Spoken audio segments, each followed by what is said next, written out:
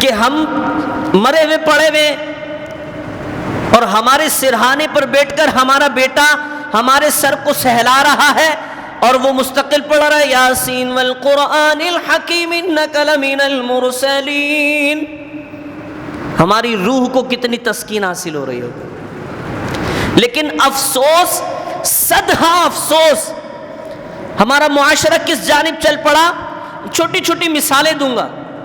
ایک حدیث مبارکہ سناؤں کہ کریم آقا علیہ الصلوۃ والسلام نے ارشاد فرمایا کہ تم میں سے ہر شخص نگہبان ہے اور اس سے اس کی نگہبانی کے بارے میں سوال ہوگا.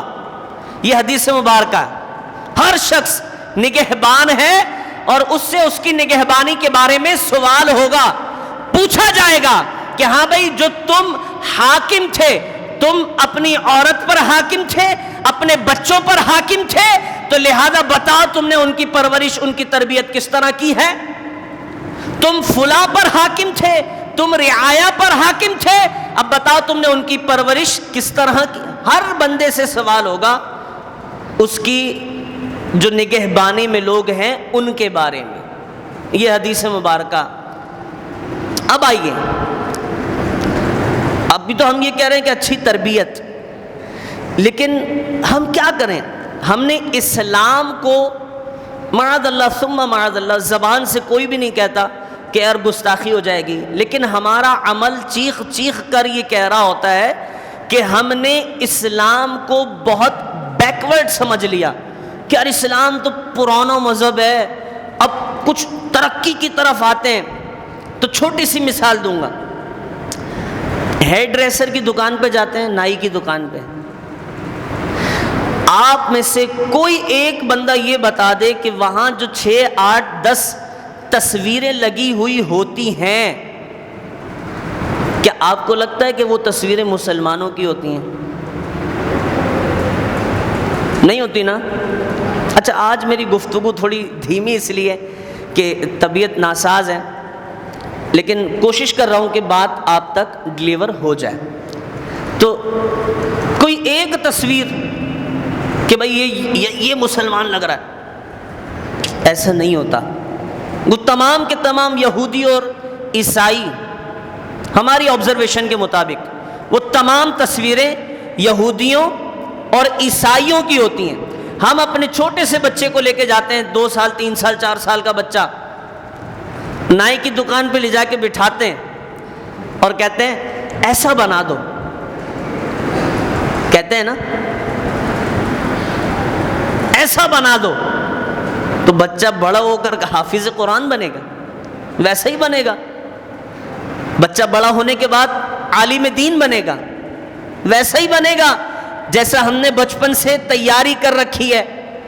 گویا کہ اگرچہ ہم زبان سے نہیں کہہ رہے کہ ہمارے بچے کو عیسائی بنا دو، یہودی بنا دو، لیکن ہمارا طرز عمل چیخ چیخ کر کہہ رہا ہے کہ جناب نائی صاحب، حجام صاحب، ہمارے بچے کو عیسائی بنا دو.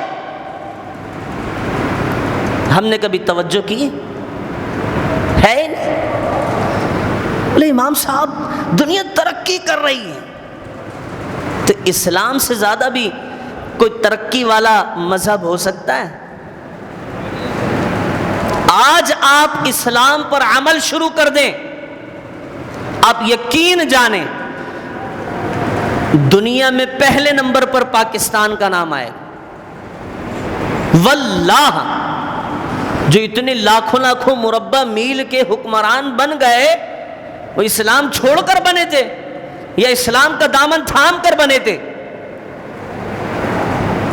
انہوں نے یقیناً اسلام کا دامن تھاما، اور اسلام کا دامن تھامنے کے بعد لاکھوں لاکھوں مربع میل کے حکمران بن گئے.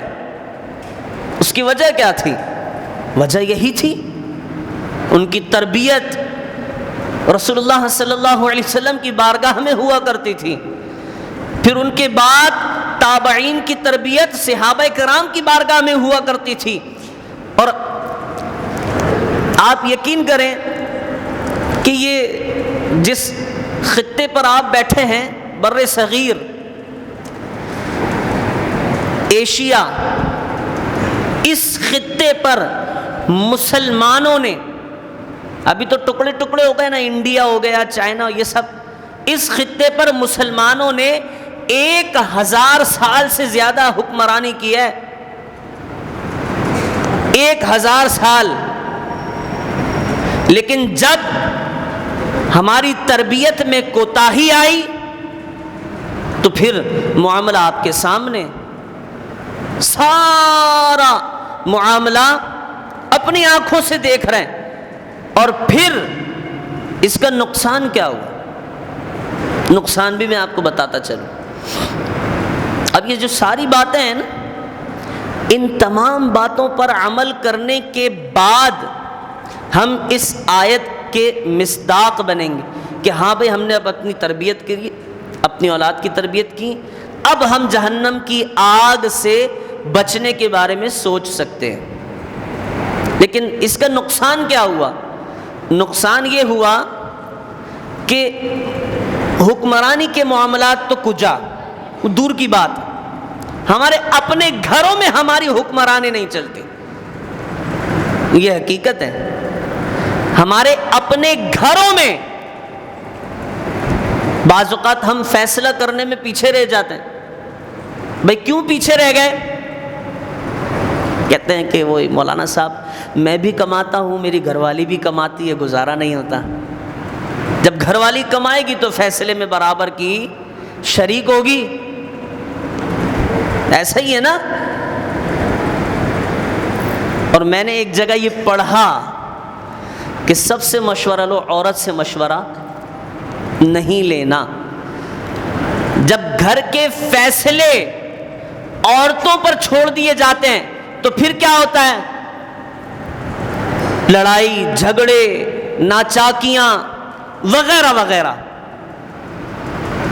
تو حضرات والا، اگر ہم چاہتے ہیں کہ ہم اپنے آپ کو، اپنے اہل و عیال کو جہنم کی آگ سے محفوظ کر لے تو اس کا صرف ایک ہی ذریعہ ہے کہ ہم اپنی اولاد کی تربیت پر توجہ دیں۔ بات سیدھی سی یہ ہے کہ ہم کسی نائی کی دکان، اگر ہمارا بیٹا اس طرح کے بال کٹوا کر آ گیا کہ جو مشابہ ہیں یہودیوں کے، عیسائیوں کے، تو ہم اس کا کان پکڑ کے دوبارہ لے جائیں کہ تم نے یہ بال اس کے کاٹے کیسے؟ یہ تمہیں عیسائی کا بچہ نظر آتا ہے؟ یہ مسلمان کا بچہ ہے، اس کے بال صحیح انداز میں کاٹو۔ اور آپ کو پتہ ہے شریعت مطہرہ میں آدھے بال کٹوانا جائز ہی نہیں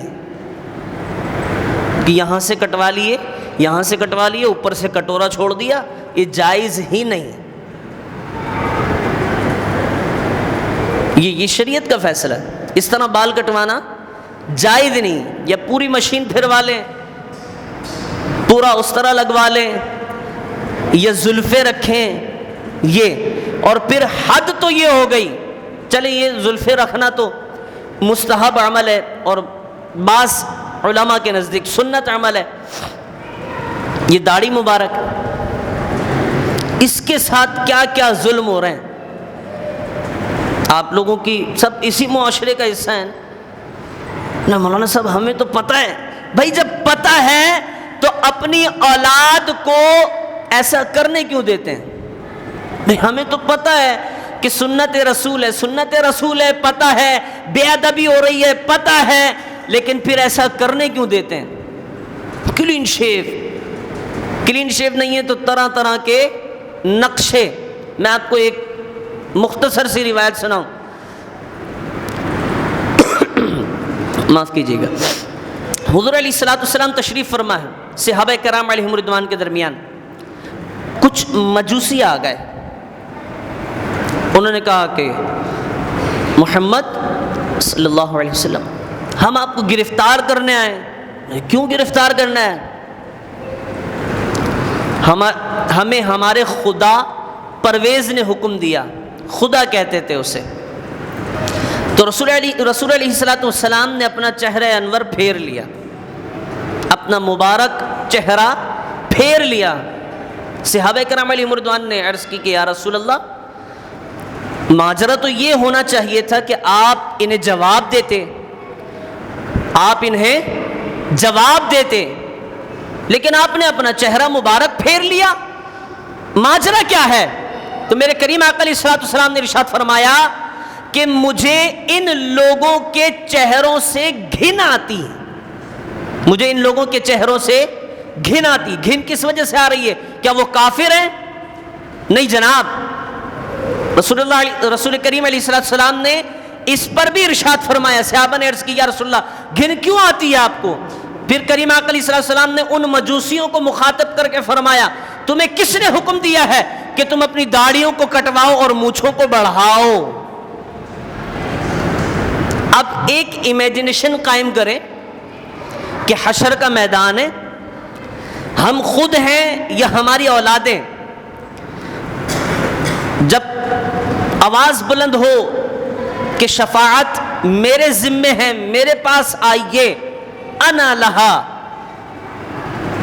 سب کہہ رہے ہوں اذهبوا الی غیری، کسی اور کے پاس جائیے، اور ایک آواز بلند ہو انا لہا، اور ہم دوڑے دوڑے جائیں، اور جانے کے بعد ہمارے چہرے ہوں صاف، اور اس وقت جب نامہ اعمال بھی کوئی ہمارے پاس اچھے نہ ہو، ہم بالکل خالی ہوں، نل بٹا نل، اور اس وقت جب ایک ہی آسرا نظر آ رہا ہو کہ رسول اللہ صلی اللہ علیہ وسلم ہمیں جنت میں داخل فرما دیں گے، اللہ سے شفاعت، اور ہمارا جہنم میں جنت میں داخلہ ہو جائے گا، اور اس وقت رسول اللہ صلی اللہ علیہ وسلم نے ہمارا اس انداز کا چہرہ دیکھ کر اپنا چہرہ انور پھیر لیا تو کیا ہوگا؟